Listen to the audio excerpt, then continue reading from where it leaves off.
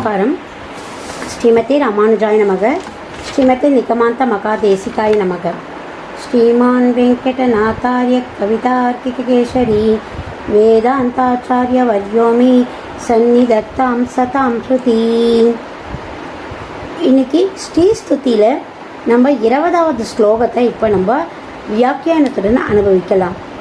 சேவே தேவி திருதசமகிலா மௌலிமாலார்ச்சிதம் தே சித்திக்ஷேத்ரம் சமித விபதாம் சம்பதாம் பாதபத்மம் யஸ்மின்னீஷம் நமித சிரசோ யாபயித்வா ஷரீரம் வர்த்திஷ்யந்தே விதமசி பதே வாசுதேவஸ்ய தன்யா. இப்போ இதனுடைய வியாக்கியானத்தை பார்க்கலாம்.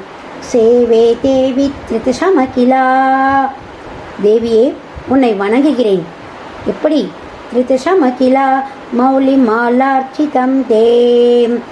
வானலத்தில் இருக்கிற அத்தனை தேவர்களுடைய மனைவிகளும் தன்னுடைய கூந்தலில் சூட்டி இருக்கிற மாலை எங்கிருந்து வந்தது? அந்த மலர் மாலை எங்கிருந்து வந்தது? உன்னுடைய திருவடிகளில் இருந்து வந்ததல்லவா?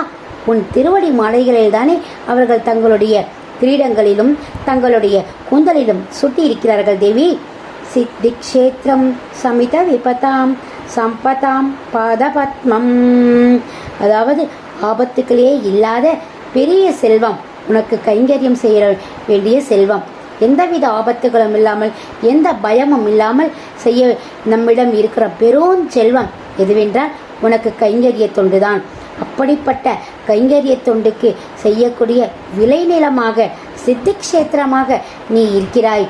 யார் உன்னுடைய பாத பத்மத்தை ஒரு நொடி, உன்னுடைய திருவடிகளை ஒரு நொடி, யஸ்மின்னீஷன் நமித சிரசோ, யார் உன்னுடைய திருவடிகளை ஒரு நொடி தன்னுடைய தலையால் வணங்குகிறார்களோ, யாபயித்வா சரீரம், அவர்கள் இந்த சரீரத்தை விட்டு செல்லும் பொழுது, மோக்ஷலோகத்துக்கு போகும் பொழுது, வர்த்திஷ்யந்தே விதமசி பதே, இந்த அறியாமை இல்லாத ஆனந்தமான